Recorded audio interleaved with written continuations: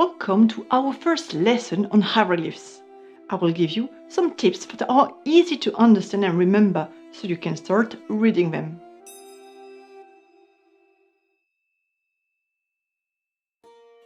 As you might know, unlike us, ancient Egyptians did not use the 26-letter alphabet, but drawings that we call hieroglyphs. Another huge difference is that while we write words by placing letters one after another, ancient Egyptians wrote their hieroglyphs in small visual squares that we call quadrats. Everyone had their own style and followed specific rules, but there was one condition: hieroglyphs had to be spread out nicely in the quadrats. Ancient Egyptians were fond of balance and harmony, so writing signs one after another like how we write today, or drawing a tiny hieroglyph in the corner of a quadrat was simply unacceptable. Once a word or sentence was written, ancient Egyptian scribes would erase the lines that could have served as a guide or paint over them.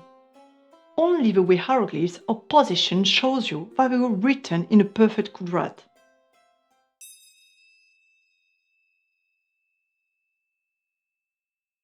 Now we are on to the first tip that will allow you to impress your parents when you go to the museum or wherever you can see Egyptian objects. This tip will help you to easily recognize the direction in which hieroglyphs were written. Yes, indeed, ancient Egyptians did choose to complicate matters by writing both in columns and rows and from left to right as well as from right to left. But don't panic. They were somehow still logical. Hieroglyphs are always read from top to bottom, and the reading direction is always the same throughout a row or a column. To know which direction hieroglyphs were written, it's very simple.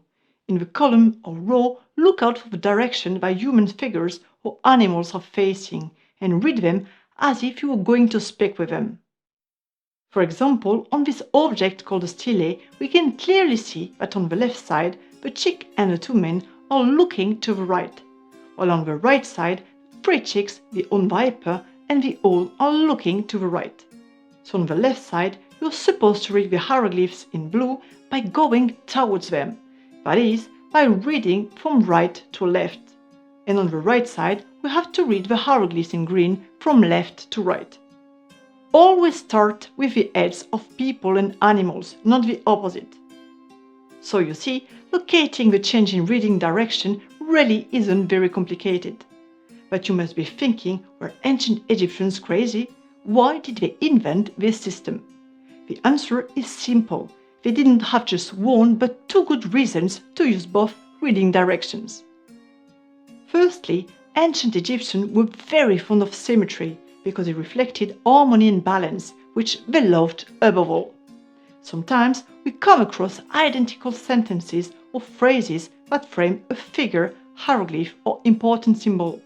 This is meant to highlight the word or sentence that is mentioned twice. Through this mirror effect, there is harmony.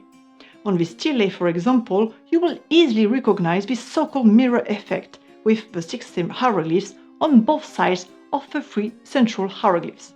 This technique highlights the importance of these words. The second reason they wrote hieroglyphs in both directions, as you will see, is for particularly important and logical purpose. There was no such thing as punctuation in the ancient Egyptian language. So on objects such as sly, to figure out which is saying what, ancient Egyptians simply changed the reading direction of one set of words. You will see what I mean with this other example. In column after column, I have located the animals or figures to see where the reading direction changed. So I need to find 2 columns side by side in which the animals or figures are not looking in the same direction. On this stele, this shift is found between the second and third column. In the next example, I suggest that you press the pause button when you see the stele appear and find out all by your own where the hieroglyphs change direction.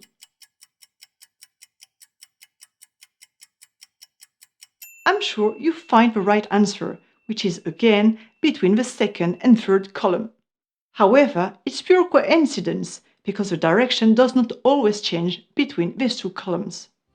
What's good about these systems is that before you even start translating the inscriptions on the stelae, you already know that they are two separate sets of words.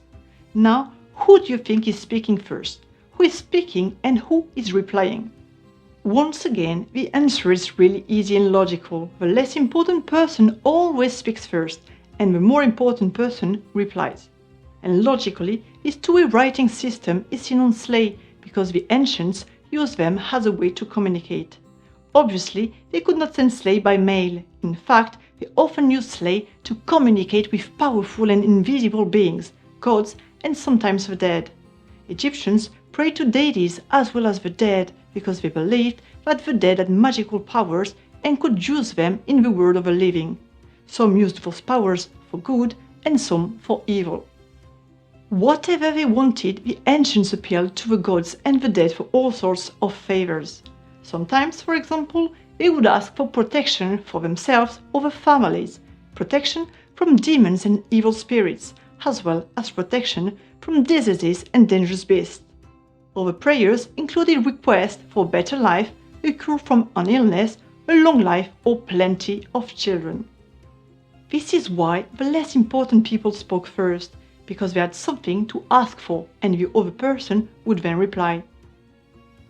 Of course, Egyptians made up the replies and obviously they always wrote a favorable response, because to them anything that was written or drawn had the magical power to come true. So there you go, we have reached the end of our first lesson, and now when you see hieroglyphs you will immediately know which way to read them.